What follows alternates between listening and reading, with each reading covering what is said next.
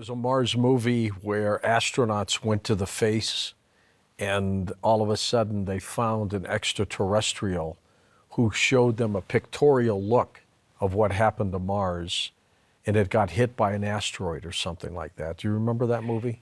Yes, the story is very believable, but I think it was an indigenous battle, not an asteroid. I think there was some kind of conflict. Nukes? Yeah, which goes following the evidence and going with the data, what Dr. Brandenburg's found, that there was some type of nuclear war on Mars.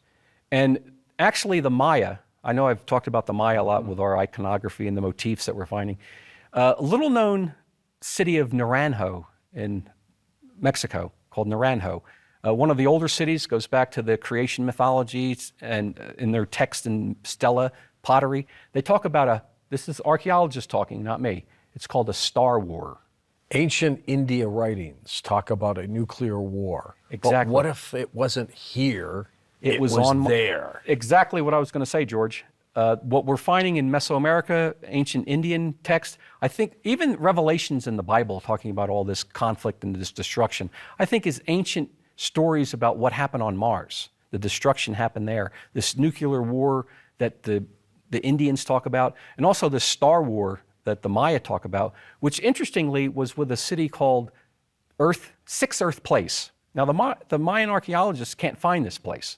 It was a star war between Naranjo, Tikal, and Six Earth Place. Now the patron god of Naranjo was the serpent, which was the zip monster. Now the zip monster is a symbol of Mars. And Mars, like the Sumerians, the ancient Maya numbered the planets. Earth was 7, in the Sumerians Earth was 7. Venus was the number 8. Mars was the number 7, or 6, sorry. Right. So they numbered the planets from the outside in, just like the Sumerians. Now 6 Earth Place is an Earth-like planet, Mars. So 6 Earth Place is Mars. Their patron god was the zip monster, which is Mars. So there's all this overlaying symbolism. So this is where this battle was that the Maya record. And the interesting thing about it is that the archaeologists haven't realized that 6 Earth Place is actually Mars. That's what they're talking about. What about the theory that we're the Martians? Well, we may be genetically, connected to them. Whoever made us, probably from Mars. And if you follow Zecharia Sitchin's work of the Anunnaki, yes. The Anunnaki are also connected to Mesoamerica with the Olmec, the same idea. So there's a lot of connections with all this once you get involved into it. What if the Anunnaki was responsible for seeding the entire solar system?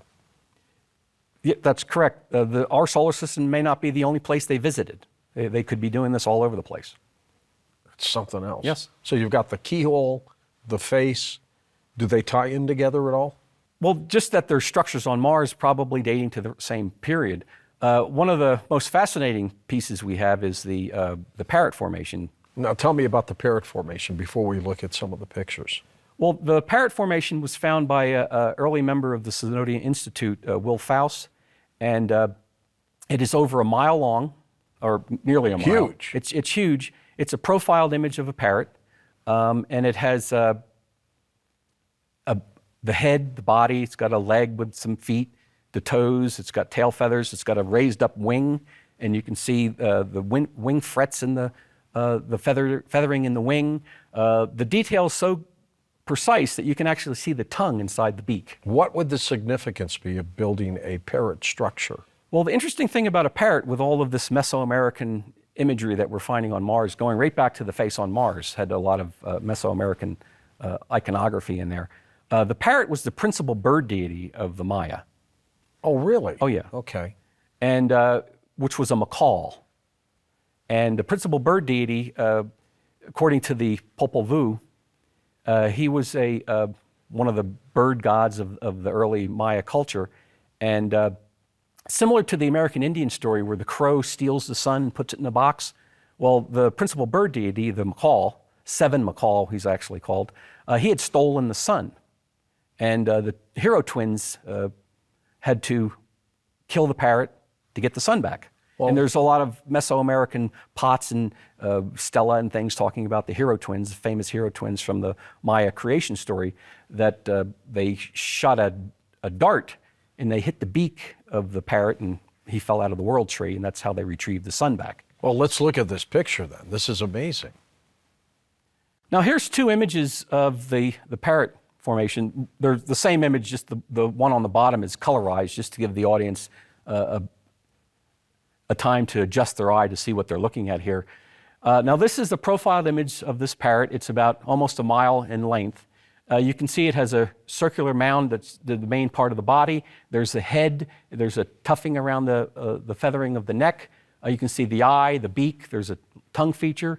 The lower leg is there with the elbow and the toes. You can see some tail feathers coming off. This was one of the early Mars Global Surveyor images. Didn't capture the entire tail, but we did get two other images later on that confirmed all that.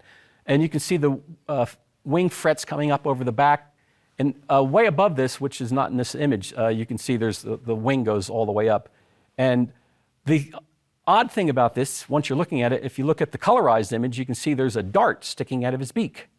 Now that goes right back to the principal bird deity story of Mesoamerica, where the hero twins, to retrieve the sun, they shot Seven Macaw with a dart that hit him in the beak, and he fell down. Now this parrot on Mars looks like he's down on the ground. It's a dead parrot. He looks dead. Yes, and even he has his eyes like a little slit there, and his wing is up like he's an injured bird. What are the little feathered things at the top of the picture? The little squiggly lines? Squiggly lines. Those are sand dunes that are in that part of the picture. Those are just little dunes. As you can see underneath the parrot, that nice brown area there with the little streak running, that's all sand. And the foot at the bottom is partially covered by some of that sand. Now, this is located in the Argery Basin area of Mars, which is directly below Sedonia. How big are those sand dunes, though? If you were standing up between them, how tall would they be? Oh, those are huge. I wouldn't know, because that's a small detail. When you consider that from the beak to the end of the tail is almost a mile. So those are pretty... So they could be hundreds of feet tall of sand dunes. That's true. And the interesting thing, George, is that over the years, all of the different images, the sand dunes are the same shape. They don't move or change shape with wind. So it's very peculiar. Are they petrified? We don't know. It'd be great to go there and take a look at them.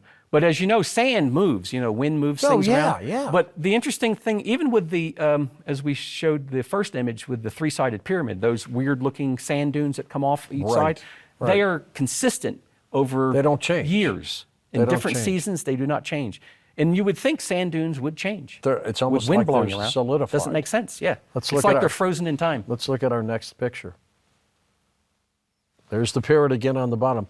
This looks more like a parrot than the close-up. Yes, this gives you a whole perspective. Now you have a parrot at the bottom, and then you see the wing going up. Now, all of this grid-like structure above the parrot, this is what we were talking about earlier about a lot of these South American cultures putting a pictograph of an animal which is usually shaped in the ground next to their city to show people flying over that, hey, look here, there might be a city. Mm-hmm. This whole wing section above the parrot has all kinds of structures in it, which we won't have time to talk about today, but maybe in a future program. It's just amazing the structures that are up in that wing. And do you think the parrot was a natural impression and then they modified it? It was the Sphinx supposedly was a natural formation that they modified. This could have been, but the amount of detail that was put into this modification, this parrot was examined by 2 geologists and 3 veterinarians. One veterinarian, an avian specialist. What does she say? She says that this parrot formation, along with the other 2 veterinarians, is exquisite in its design and has over 17 points of anatomical correctness. Now that's talking about the beak, the tongue, the eye, the neck, the body, the legs, the wings. The headdress? Yes, there's 17 points of anatomical correctness. Now when you're looking at something that's supposed to be natural and you're trying to have an argument that it's artificial, after you get past 5 points of anatomical correctness, it's starting to look artificial. This formation has 17. I'm impressed with the feathered bottom look of the parrot. Oh, yes. And later images actually show more of the tail. Let's look at one more image here. What we're looking at now is a terrestrial image, an aerial view of the earliest Maya city that was found this is in Guatemala. Okay. This is called Yucatlan. Earlier name from the Quiche Maya was the place of reeds, which is mentioned in the Maya Popol Vuh. This is one of the oldest cities. This city was excavated in 1970 by archaeologist William Wallace. And on the right, you'll see his site map. And it was found to have the shape of a parrot with its wing up. So you can see the parrot's head, and there's the wing up, and there's the tail feathers. So the whole shape of one of the earliest Quiche Maya cities is in the shape of a parrot, just like we're finding on Mars. And the parrot is the seven macaw, which was the principal bird deity in the Maya culture. And it's pretty extraordinary that we're finding the same shape on Mars. And not only is this whole parrot shape part of a city, the city is in that shape, we're finding evidence of a city up in the wing of the parrot on Mars. When people look at the structure of the parrot, do they all come up with the same conclusion? Different people? You're talking about the one on Earth here? The one on Mars. Everyone we've shown, they see the parrot. Instantly. Oh, yeah. What are the odds of that happening? Now, when Will Faust found this, he first noticed days before he realized he was looking at a parrot. He was interested in the wing formation, all that structure up there, because Will his background was in archaeology. He lived in Pennsylvania. He's no longer with us. He passed away while we were writing this paper. And Will Faust found the parrot on Mars. He also found the three-sided pyramid. What does Mars mean to you as a researcher? My interest in Mars goes, like I said, way back to Viking. I have a very strong attachment to Mars. I'm fascinated by it. And the more I learn, the more areas that I want to explore. And it's very time-consuming. Like just putting this few slides here that we're looking at today, the amount of time you have to wait for NASA to get collaborating images. Sometimes, like the Viking was in 1976. Right. We didn't have the second image until 21 years later. Why did it take so long? And some of these images that we're looking at now, 5-6 years between images. It's a long wait. Do you think there's some pictures that NASA has not released that might be astounding? Yes. I think what we're seeing is stuff that gets released to the public after it goes, because NASA is also part of they're under the Department of Defense, which a lot of the public doesn't realize. Right. So they just can't release anything. But they have released enormous amount of evidence in what we've been looking through, showing artificiality on the planet.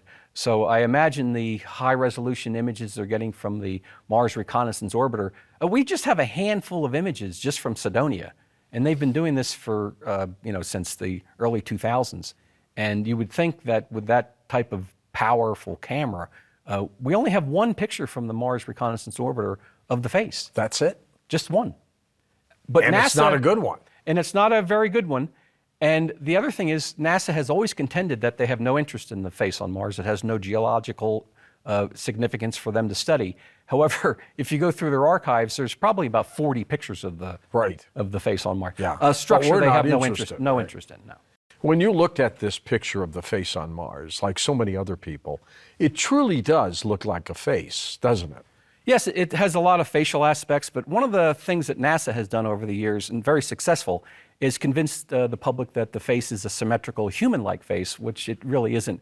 The face on Mars is a two-faced, bifurcated mask, not like a symmetrical human face. It looks somewhat Egyptian, doesn't it? Yes, the human side does have like headdress that would look very Egyptian, but also the Olmec, the early Olmec also wore a very similar headdress that you find with the... Well, also, isn't it interesting that Cairo, which is, of course, the capital of Egypt, means Mars in Arabic? Yes, there's a very interesting correlation between the two cultures with Mesoamerican, especially Olmec and Egypt. Well, the structures that we're finding on Mars, in most particular this three-sided pyramid that we found, shows a lot of connections to terrestrial cultures. Well, let's take a look at that three-sided pyramid, George, and you can just tell us what we're looking at here. Now, this is a three-sided pyramid that is located in the Kandor Chasm area of Mars, which is in the Western Hemisphere. And as you can see, this is a very exquisite three-dimensional structure. It's a great picture. Yes, this is early Mars Global Surveyor images. And you can see the three faces. They're perfectly divided into 3 faces, which are 120 degrees each, which adds up to 360 degrees. The exquisite geometry in this is just mind-blowing. And this is on the surface of Mars, and NASA's taken numerous pictures of this. Can that happen naturally, that shape? We had a science paper published that we were working with this, and we had 2 geologists, a close friend of mine, William Saunders, and Michael Dale, a geologist, and they're saying that there's no way something like this could be produced naturally. Even if you look at the sand dunes and the wind directions and things, they just don't add up. Well, I was going to ask you, what is that irrigation-looking mark leading up to the pyramids? Those are sand dunes, and as you can see, if you're looking at wind directions, if the sand dunes were created in the lower portion, those straight striations going down, that would eliminate the ones on the upper left because they're all going in a different direction. Something even as simple as looking at the sand dunes in this area don't make any sense geologically.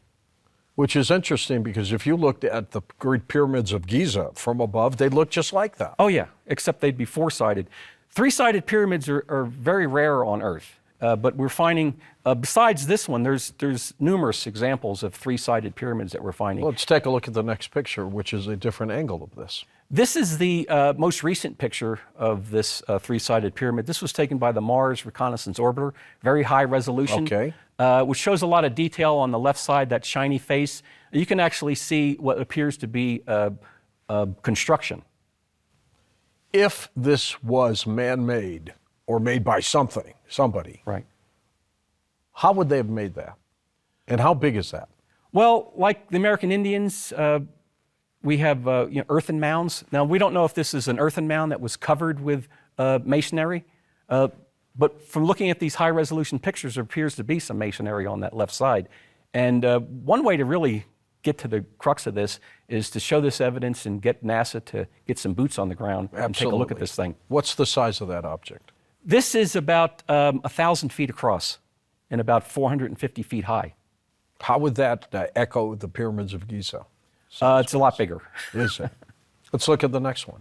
Now, this image here is showing the recent picture of the Mars Reconnaissance Orbiter on the left, a crop of that, and it's showing the exquisite geometry that the geologists saw in this. Now, this pyramid is not doesn't have straight sides like we would see at the Gaza pyramids in Egypt. Right. These has a circular structure to it. And if you do this very intricate Rollo geometry with the 3 circles intersecting, I mean, this is high art.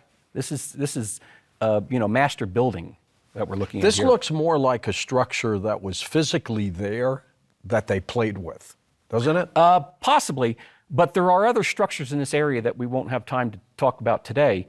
But this is not an isolated event. There's other structures in this. Similar to this? More pictographic. Really? Yes. Okay, and let's look at our last picture here, George. Now this is an image showing. That's a comparison, right? Now, right. The object on the right is the only 3-sided pyramid on Earth that we could find. And this is a man-made structure that is, I'm sure the audience will enjoy this. This is found in Area 51. Man-made? This is man-made. Very similar. We don't know to what the structure's used for. It's there. You can see it on the internet. That's where we found the image. And this is located at Area 51. It's a 3-sided pyramidal structure. What looks like chipped out of there at the top? At the top it's a flat base at the top. There seems to be an access cap on the top, and there's 2 little ports on the left and the right there. And then at the top, that band going across, that's a road, so you can get an idea of the size. But we just put this side by side to show you that the exquisite geometry that we're seeing in the image on Mars is even more startling than what we're seeing What's here. so amazing about this is that the anomalies are everywhere on this planet, not just situated at Sedonia. Let's look at some more structures. What are we looking at here?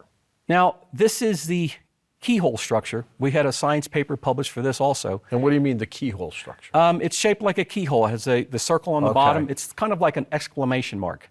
Now, when this was taken, this is a high-resolution image taken by the Mars Reconnaissance Orbiter, and NASA releases images constantly every month. And normally when they put up an image, they don't have any caption. It's just the data and the image is there. When they put this image up, they actually said it looked like an exclamation mark. And then they had 3 paragraphs from one of the NASA scientists saying why this was natural. It looks natural to me. What It about does. you? Well, from my perspective, it is one of the strongest pieces of evidence we have. The symmetry in this is remarkable. Really? In the geometry. Point that out to me. The symmetry and the geometry that we're seeing in this keyhole formation. As you can see, everything is equal on each side. The symmetry is remarkable. The mathematical alignment of this is beyond anything that you could find naturally. Which drawing is the structure and what is the The other? one on the left is actually just an outline of the structure. The dome, the circular part, is not connected to the bar at the top. What we're doing here was just showing the triangular symmetry, that everything just connects to the center. And this was all looked at by the 2 geologists that co-wrote the paper. And we think this is just beyond belief. Now, if you were to mathematically project the odds of this happening naturally, what would those odds be? Well, we haven't had that calculation prepared, but it would be astronomical. There's no, the geologists that looked Really? at this, there's no way that something like this could be produced naturally. All right, and this is out in the middle of nowhere. This is isolated all by itself. There's nothing around Nothing this. around it. What could have been around it? Water? It seems to be in the middle of a big plain. There's nothing there. Nothing there. Okay, let's look at Except our last picture. this unique piece. Now, this is giving the audience a perspective of showing a terrestrial example of a keyhole tomb with the keyhole on Mars. Now, the image on the left is of the Mars Reconnaissance Orbiter image showing the aerial view, obviously, of the keyhole formation. Now, on the right side, that is a Kufan tomb in Japan, which is over 2,000 years old. And as you can see, the comparison of it's the very two formations are remarkable. It is very similar. So, if you're seeing similar objects on Earth and you see them on Mars, what do you conclude about that? We're concluding that whoever built these structures on Mars have a direct relationship with terrestrial cultures. Exactly. And the interesting thing about this keyhole shape, this is a universal form. This isn't only in Japan. We find this in American Indians. They produce mounds that are shaped like this. Archaeologists call them war clubs instead of keyhole formations. They're found in Saudi Arabia. If you go on the internet, there's aerial views of these tombs all over the place. These tombs here, the one we're showing on the comparison, that's in Japan. These are all over in Japan in one of the areas of the country. And pictographically, you find it with hieroglyphics in the Mesoamerican culture. They used the keyhole shape. Even the Egyptians. What is the significance of a keyhole shape? Well, it has to do a lot with geometry. It's the two opposing. You have the circle, and then you have the triangle intersecting. What is the significance of the keyhole in terms of the imagery? Well, the keyhole, a lot of people think of it because it's where you put the key, to the door, as the keyhole. But it's actually a very ancient shape. It has, I think, even the St. Patrick's Cathedral has some reference to that. There is a lot of spiritual connection to these two objects, the sphere and the triangle going together. It may have something to do with reproduction. So there's a lot of esoteric. So there is a lot of symbolism behind it. A lot of symbolism. It's truly remarkable. And you find these all over the planet? Yes, that's the remarkable thing. When we first got introduced to this whole idea of structures on Mars, everyone thought it was just in Sedonia and that the rest of the planet was just a bunch of rocks. Sure. And as people started examining different areas of the planet, we found, hey, look, there's stuff everywhere. What do you think the significance of these structures might be? The pyramids, the face, things like that. What we're seeing is that for others looking down, or is it just for them?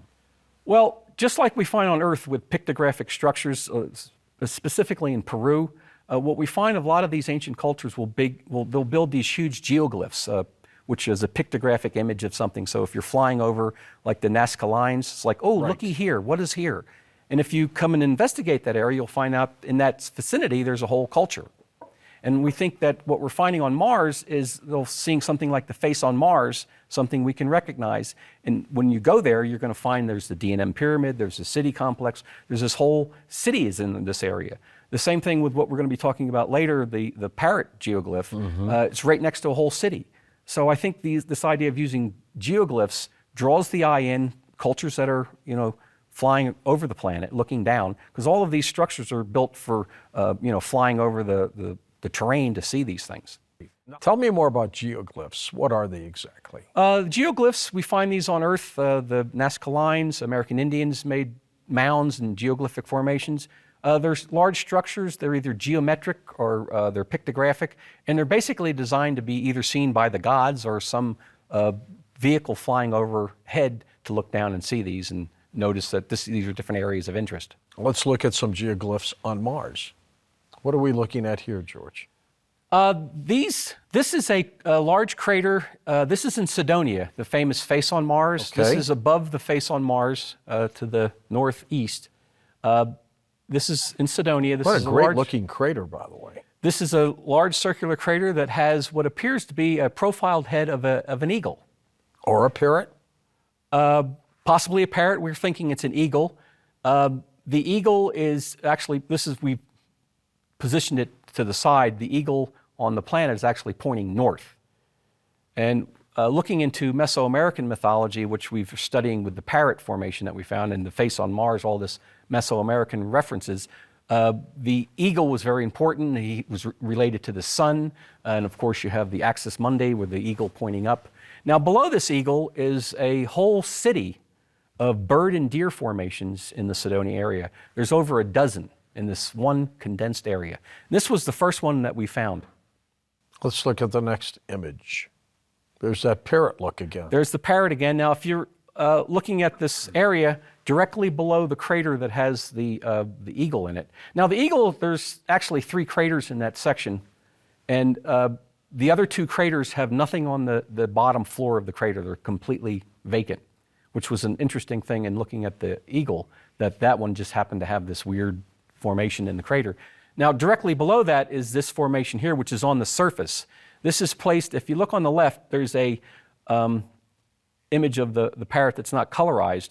There's a circular mound on the bottom, and then there's a large mound at the top that appears to have had its main body ripped out.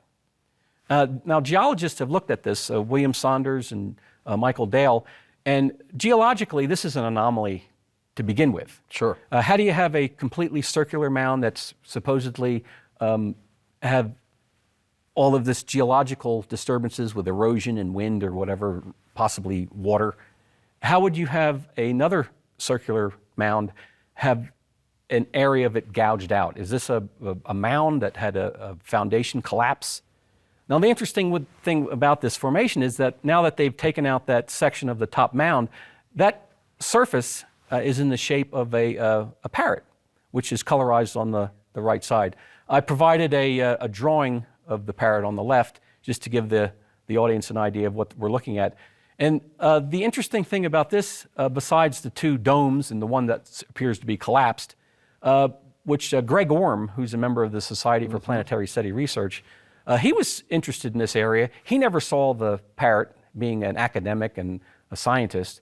He was interested in the eye formation. Now, the eye has an ellipse. Well, that's a good point. The eye is, and he did a whole paper, which he had not published, about this eye, and he was doing measurements and showing this ellipse inside the eye and how this wasn't natural. And lo and behold, he's looking at the eye, and I'm finding the whole body. But still, people are drawn to this area.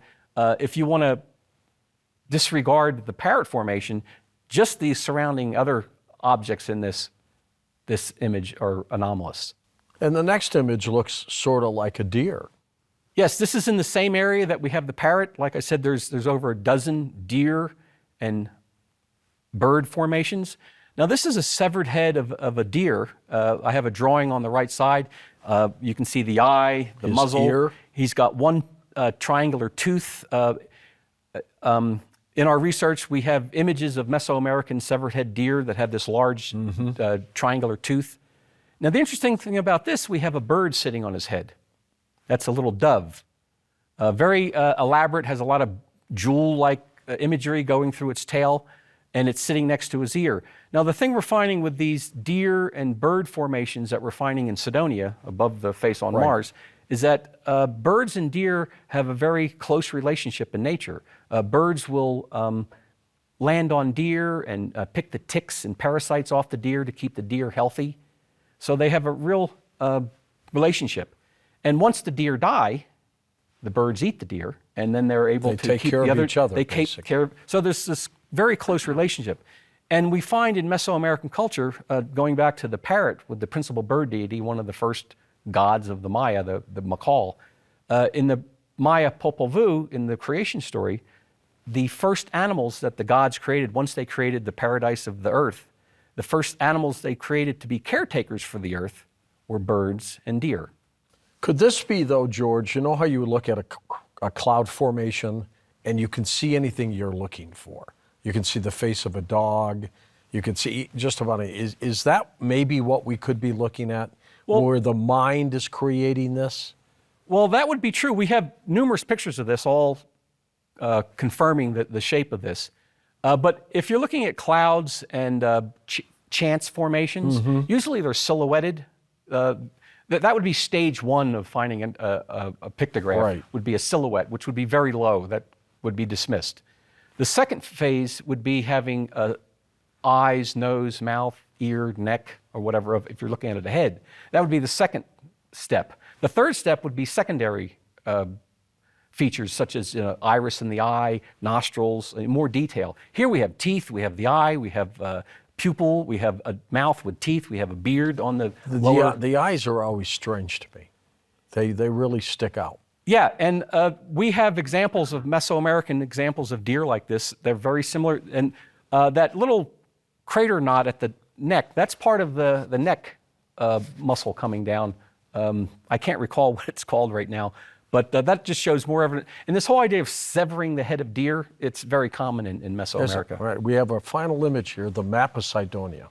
Now, what this map is showing, this is the area, like Looks I like said, the Hawaiian Islands. these are all of the mounds that are above the face on Mars towards the northeast.